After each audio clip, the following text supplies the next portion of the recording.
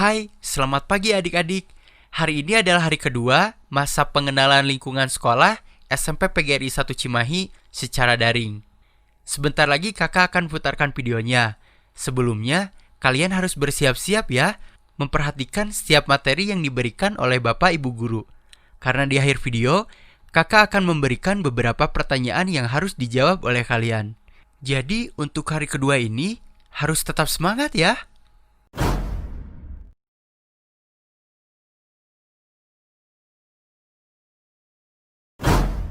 Assalamualaikum warahmatullahi wabarakatuh. Selamat pagi. Sampurasun. Good morning. Selamat pagi orang tua siswa SMP PGRI 1 Cimahi dan siswa baru kelas 7 SMP PGRI 1 Cimahi tahun 2020-2021. Hari ini materi MPLS adalah tentang program belajar atau cara belajar, yang insya Allah nanti akan disampaikan oleh Ibu PKS atau Wakasek Kurikulum. Bagaimana cara belajar di SMP PGRI 1 Cimahi.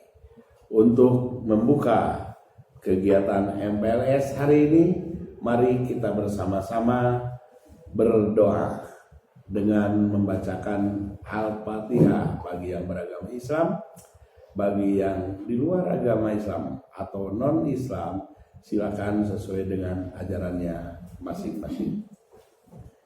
Bi barakatil Quran, Al-Fatihah.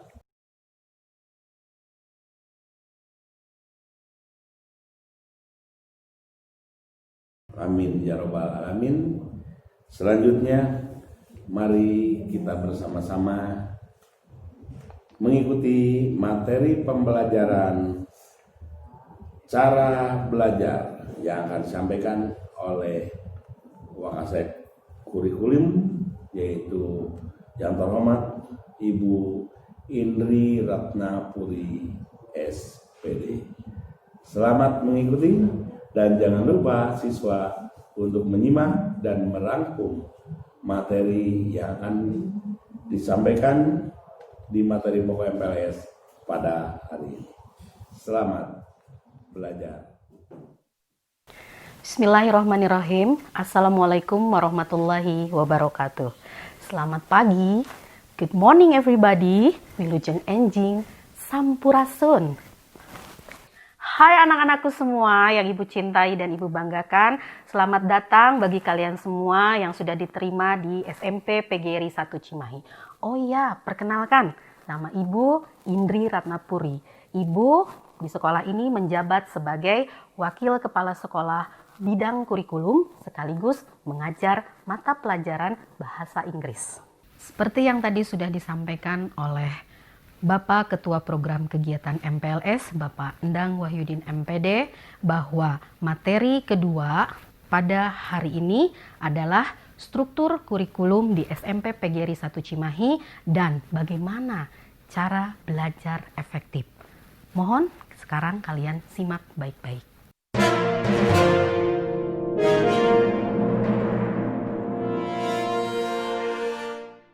Proses kegiatan belajar mengajar di SMP sedikit berbeda dengan di SD. Kalau dulu kalian mengenal yang namanya guru kelas, ya kan? Nah, kalau di SMP tidak ada yang namanya guru kelas, tapi guru mata pelajaran. Apa perbedaannya? Kalau guru kelas itu kan harus membidangi semua mata pelajaran. Sedangkan di SMP, satu bidang itu dipegang oleh satu guru. Makanya namanya berbeda, jadi guru mata pelajaran. Nah, nanti kamu jangan kaget kalau seandainya kita sudah bisa bertatap muka di sekolah, itu nanti kamu akan setiap harinya kamu akan bertemu dengan beberapa guru. Kalau di SD dulu kamu misalnya gurunya itu dipegang oleh satu. Hanya mungkin ada yang berbeda, misalnya mata pelajaran agama, PJOK atau kalau dulu mungkin bahasa Inggris ya. Nah, kalau misalnya di SMP, hampir semua mata pelajaran itu dipegang oleh hanya satu guru. Berikutnya akan Ibu sajikan sebuah tabel tentang struktur kurikulum SMP PGRI 1 Cimahi.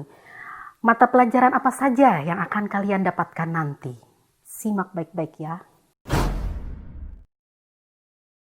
Mata pelajaran berdasarkan struktur kurikulum di SMP itu terbagi ke dalam dua kelompok. Ada kelompok A dan kelompok B. Kelompok A itu terdiri dari 7 mata pelajaran, mulai dari pendidikan agama dan budi pekerti, PPKN, bahasa Indonesia, matematika, IPA, IPS, dan bahasa Inggris. Sedangkan kelompok B terdiri dari 4 mata pelajaran, yaitu mulai dari seni budaya, penjaskes, prakarya, dan bahasa Sunda. Namun sebelum Ibu masuk menjelaskan mengenai beban belajarnya, mungkin di sini kalian harus tahu dulu mengenai apa itu perbedaan kelompok A dan kelompok B. Kelompok A itu artinya mata pelajaran yang muatan dan acuannya dikembangkan oleh pusat. Sedangkan mata pelajaran kelompok B merupakan kelompok mata pelajaran yang muatan dan acuannya dikembangkan oleh pusat dan dapat dilengkapi dengan muatan lokal atau konten lokal. Kalau contohnya maksudnya begini, kita tinggal di daerah Jawa Barat, artinya kita harus menguasai bahasa Sunda, maka bahasa Sunda itu merupakan muatan lokal. Walaupun bukan orang Sunda tapi tinggal di daerah Jawa Barat, maka dia harus mengikuti mata pelajaran tersebut di sekolahnya. Berikutnya, untuk alokasi waktu per mata pelajaran setiap minggunya di SMP itu berbeda. Kalau di SD kan sama, dipegang oleh satu guru, kemudian guru itu mengajar semua mata pelajaran. Nah, kalau di SMP karena dipegang oleh satu guru untuk satu mata pelajaran. Contoh untuk pendidikan agama dan budi pekerti. Dalam satu minggu kalian itu hanya mendapatkan 3 jam beban belajar. Coba tolong perhatikan tabelnya. Sama halnya dengan mata pelajaran yang lain. PPKN dalam satu minggu itu hanya 3 jam dan seterusnya. Untuk yang kelompok B-nya juga sama, seni budaya, penjaskes, prakarya, kalian bisa lihat tabel ya.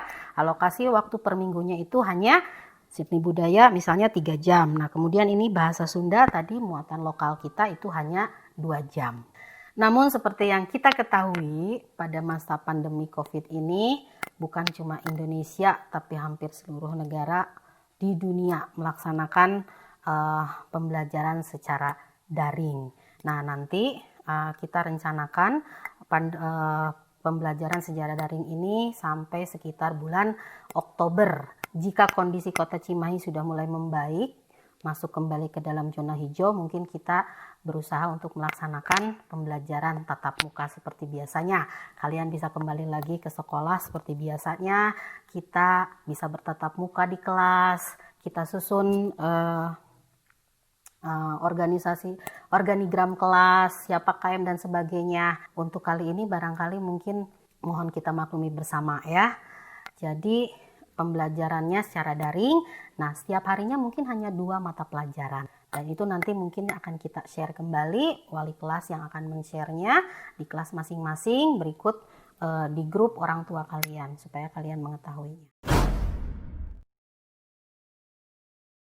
Selain mata pelajaran kelompok A dan B, dalam struktur kurikulum juga dikenal yang disebut dengan pengembangan diri. Apa itu pengembangan diri? Pengembangan diri itu sama dengan kegiatan ekstrakurikuler. Kegiatan ekstrakurikuler di sekolah kita itu yang pertama pramuka. Jelas itu adalah ekskul wajib. Kemudian PMR. Lalu ada karya ilmiah remaja itu yang berhubungan dengan mata pelajaran IPA, kemudian olahraga. Olahraga juga macam-macam. Ada sepak bola, kalian bisa ikut futsal, basket, voli, dan karate. Lalu BTAKI, itu yang berhubungan dengan pendidikan agama. Berikutnya adalah seni budaya, di mana di dalamnya juga banyak itu kegiatan ekstrakurikuler. Ada paduan suara, ada seni tari, ada seni rupa, dan ensemble musik dan gamelan yang bernama Astawaditra. Itu merupakan salah satu ekskul unggulan sekolah kita loh. Yang terakhir adalah LDK, Paskibra. Paskibra juga itu kita sering mendapatkan kejuaraan di berbagai tingkat sampai provinsi. Demikian anak-anak, struktur kurikulum yang memuat berbagai macam mata pelajaran yang akan kalian dapatkan nanti. Berikutnya adalah materi mengenai pengertian belajar. Kalian harus tahu apa itu belajar. Belajar adalah usaha untuk memperoleh pengetahuan, sikap, dan keterampilan hidup. Belajar juga dapat diartikan sebagai proses perubahan tingkah laku. Bagaimana supaya kita bisa belajar secara efektif? Yang pertama, tumbuhkan motivasi untuk belajar. Yang kedua, buatlah jadwal belajar yang rutin dan teratur. Yang ketiga, siapkan fasilitas belajar. Dan yang keempat, jaga stamina baik fisik maupun psikis. Kalian juga harus tahu bagaimana sih cara belajar yang efektif itu. Cara belajar yang efektif itu ada beberapa hal yang harus bisa kalian lakukan. Yang pertama, siapkan pelajaran dengan baik.